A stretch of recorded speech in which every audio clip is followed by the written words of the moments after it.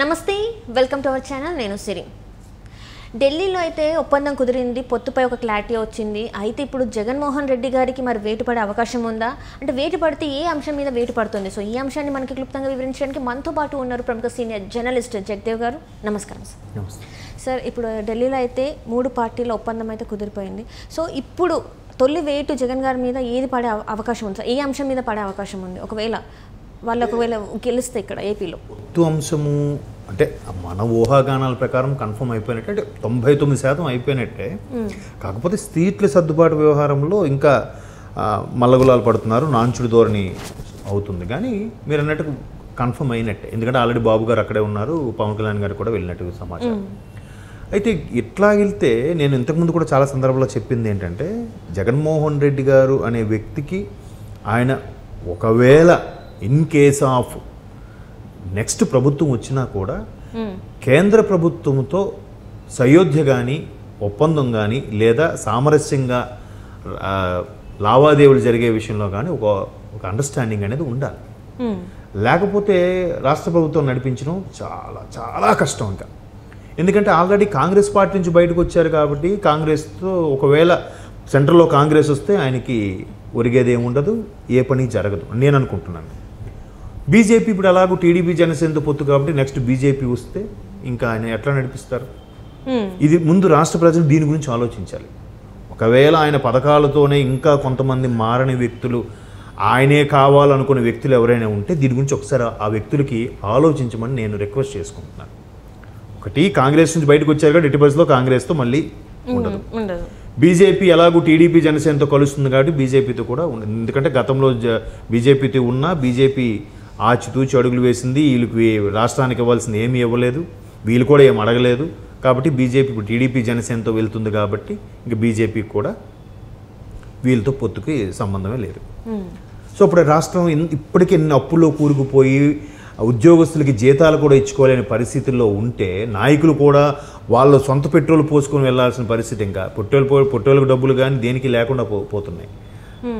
సిబ్బందికి జీతాలు కానీ, వాళ్ళు నడిపించుకోవడానికి కానీ, ప్రోటోకాల్ ఫాలో అవ్వడానికి కానీ అందరికీ నిన్న చూశారు కదా, కోర్టుకు ఇచ్చిన నిధులు కూడా స్వాహా చేసేసారట, 45 కోట్లు కదా. సో ఇట్లాగా గుడిలో లింగము ఆ భూగర్భంలో ఉన్న ఏదైతే లింగం పెట్టే ముందు అక్కడ శంకుస్థాపన చేసేటప్పుడు ఒక బంగారు కాసు, ఏవో కొన్ని రకాల 5 రకాల పంచలోహాలు వేసి పూజ చేసి అప్పుడు పునాది రాయి వేస్తారు కదా. ఆ గుడి లింగం కాకుండా ఆ లోపల ఉన్న ఆ కాసులో కూడా తీసుకెళ్ళిపోయే పరిస్థితి ఉంది ఇప్పుడు. కాబట్టి ఎలా నడిపిస్తారు? చేయలేరు.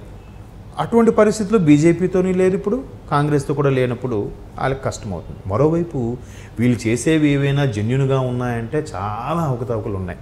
ఎస్పెషల్లీ మద్యం విక్రయాలు ఏవైతే ఉన్నాయో అవి మొదటి నుంచి కూడా ఒక రకమైన దాని మీద యాంటీగా వినిపిస్తుంది. ఒకటి, ప్రధానంగా చాలామంది ఆరోగ్యాలు పాడైపోతున్నాయి, మంచి లిక్కర్ అమ్మటం లేదు.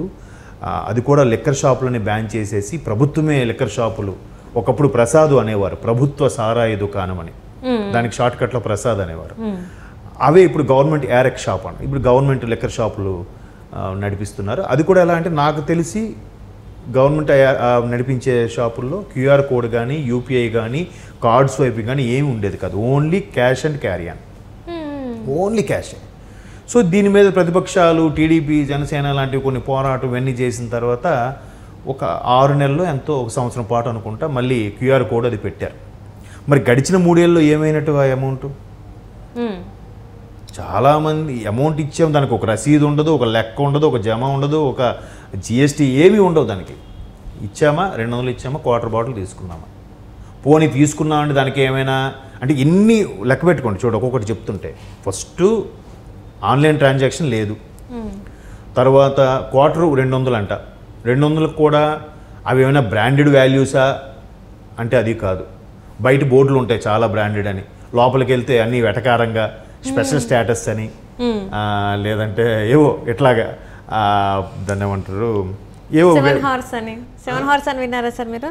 నిన్న చూస్తే సోషల్ మీడియాలో 7 హార్స్ అని చెప్పేసి ఏదో ఎట్లాగే మన డైరెక్టర్ కూడా, ఆయన పేరు మర్చిపోయాను, ఆయన కూడా ఇలాగే అయ్యంగార్ డైరెక్టర్, ఇప్పుడు ఆర్టిస్ట్గా ఉన్నారు కదా, ఆయన కూడా కొన్ని షార్ట్స్ చేసి పెట్టాడు. ఆయన స్పెషల్ స్టేటస్, స్పెషల్ ప్యాకేజ్ అని ఏవో ఉన్నాయి. స్పెషల్ స్టేటస్ తెచ్చారా జగన్మోహన్ రెడ్డి గారు అంటే ఇగో మందు రూపంలో తెచ్చారుగా అన్నట్టుగా చూపించడం, అట్లాంటి పేర్లన్నీ పెట్టి నాసిరకం మందు అమ్ముతున్నారని, దానివల్ల ఆరోగ్యాలు పూర్తిగా పాడైపోతున్నాయని, మరోవైపు ఈ కట్టాల్సింది ఇప్పుడు ప్రాపర్గా వెళ్ళాల్సింది గవర్నమెంట్ వీళ్ళు కొంత తీసుకున్న సెంట్రల్ గవర్నమెంట్ కొంత కట్టాల్సి ఉంటుంది, లేదా జిఎస్టీ రూపంలో కొంత కట్టాల్సి ఉంటుంది కదా, దాన్ని ఎగ్గొట్టారని ఇట్లా రకరకాలుగా వినిపిస్తున్నాయి. మరోవైపు ఒక 3 నెలల కిందట 4 నెలల కిందట పురంధరేశ్వరి గారు ఒక ఇట్లాగే వెళ్తూ తాడేపల్లిగూడెం అనే ఊరిలో ఆవిడ ఒక మద్య షాప్కి వెళ్ళి ఒక బాటిల్ తీసుకున్నారు. దానికి రిసిప్ట్ అంటే క్యూఆర్ కోడ్ ఏమీ లేదు, క్యాష్ పే చేసి తీసుకుని చూపించారు ఆవిడ. సో అంతటి ప్రజాప్రతినిధిగా ఉండి ప్రజల్లో ఉన్న ఒక బీజేపీ రాష్ట్ర అధ్యక్షులుగా ఉన్న ఆవిడకి కూడా అటువంటి పరాభవం అయినప్పుడు ఆవిడ కేంద్రానికి లేఖ రాశారు, బీజేపీ అధిష్టానానికి చెప్పడం కూడా జరిగింది. ఇట్లా చాలామంది. సో ఇవన్నీ జరిగితే ప్రభుత్వం నుంచి ఇప్పుడు లెక్కలు అడిగినప్పుడు ఏం చెప్పాలి? ఎన్ఫోర్స్మెంట్ డైరెక్టర్ ఈడీ వాళ్ళు ఉన్నారు, వాళ్ళు లెక్కలు అడుగుతారు, లేదా ఐటీ వాళ్ళు ఉన్నారు, వాళ్ళు లెక్కలు అడుగుతారు. ఏమని లెక్క చెప్తారు? మరోవైపు ఇంకో వార్త కూడా ఏంటంటే టీడీపీ హయాంలో రోజుకి 50 కోట్ల వరకు ఓన్లీ మద్యం తాగే వాళ్ళు వచ్చే రాబడి 50 కోట్లు రోజుకి. ఇప్పుడు అది 80 కోట్లకు పెరిగిందంట. సో 80 కోట్లు పెరిగిందంటే సుమారుగా 3లో 24 అంటే 2400 కోట్లు ఓన్లీ మద్యం వల్ల వచ్చే ఆదాయం. మరి అదంతా ఏమైంది? దానికి తగ్గ ట్యాక్సులు అవి కట్టాలిగా, చూపించాలిగా, ఏం వెళ్ళింది ఎటు వెళ్ళింది. ఇప్పుడు వీళ్ళన్ని పథకాలకి సంక్షేమ పథకాలకి ఇస్తున్నాం అన్నప్పుడు అవన్నీ ఇటు వెళ్తున్నాయి ఇలా చూపించవచ్చు కదా. ఎందుకంత భయం? ప్రాపర్గా వెళ్ళిపోవచ్చు కదా జెన్యూన్గా. ఇప్పుడు వీళ్ళు జెన్యూన్గా పథకాలకే కేటాయిస్తున్నాము, మేమేమి తినట్లేదు, మాకు అవసరం లేదు అనుకున్నప్పుడు ఆ పథకాలకే కేటాయిస్తున్నాం, దీని నుంచి రూపాయి వచ్చింది, ఈ రూపాయి ఇటు పెట్టాము, దీని నుంచి 2 రూపాయలు వచ్చింది, ఈ 2 రూపాయలు పెట్టామని చూపించుకోవచ్చు కదా. ఎందుకు మరి భయపడుతున్నారు? ఎందుకు ఈ లొసుగులు? సో సంథింగ్ ఏదో జరుగుతుంది బిహైండ్ దేర్, వెనక ఏదో జరుగుతుంది. సో దీని మీద పూర్తి స్థాయిలో జప్తు చేయాలంటే అయితే ఈడీ జప్తు చేయాలి, లేదా ఐటీ వాళ్ళు చేయాలి. సో ఇప్పుడు ఎలాగూ సెంట్రల్ నుంచి కొరడా జలిపిస్తారనే అవకాశం అని కూడా వినిపిస్తుంది. అదే అంటున్నాను, ఒకవేళ సెంట్రల్లో బీజేపీ వస్తే ఎలాగో టీడీపీతో కలిసింది కాబట్టి ఇబ్బందే. ఒకవేళ బీజేపీ రాలేదు అనుకున్నాం సెంట్రల్లో, ఇప్పుడు కాంగ్రెస్ వస్తుంది కదా, అప్పుడు ఇబ్బందేగా. కాంగ్రెస్తో పడకే కదా బయటకు వచ్చారు ఆయన. అప్పుడు ఆయన మనుగడ ఎలా ఉంటుంది? ఒకవేళ ఇన్ కేస్ ఆఫ్ ఆయన గవర్నమెంట్ వస్తే గనుక రాష్ట్ర పరిస్థితి ఏంటి? ఆయనకేం కాదు, మహా అయితే మళ్ళీ కేసులు త్వరగా వస్తారు, ఆయన లోపలికి వెళ్తాడో బయటకు వెళ్తాడో విదేశాలకు వెళ్ళిపోతాడో మనకు అనవసరం. రాష్ట్ర ప్రజల పరిస్థితి ఏంటి? రాష్ట్రపతి పరిపాలన వస్తుందా? కాబట్టి ఎవరైతే ఇంకా ఫేవర్గా ఉన్నారో ఆ ప్రభుత్వం గురించి కానీ వాటి గురించి కానీ వాళ్ళు కొద్దిగా ఆలోచించుకోవాల్సిన. ఆల్రెడీ ఉద్యోగస్తులు యువత అందరూ కూడా ఎవరికి అడిగినా కూడా ఇలాగే చెప్తున్నారు.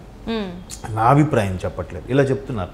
నేను ఎక్కడే లేదు మరి పథకాలు కూడా అవుతున్నాయి కదా, మరి ఎక్కడ అడ్జస్ట్ చేస్తారు ప్రవేశపెద్ద అంటే బాగుంది. ఎవరు అలా చేయొద్దు అన్నారు, ఎవరు అభివృద్ధి చేయండి మేము వద్దన్నామా? ఎంతసేపు ఆయన బయటకు వస్తే కదా, ఆ తాడేపల్లి ప్యాలెస్లోనే ఉంటాడు ఆయన.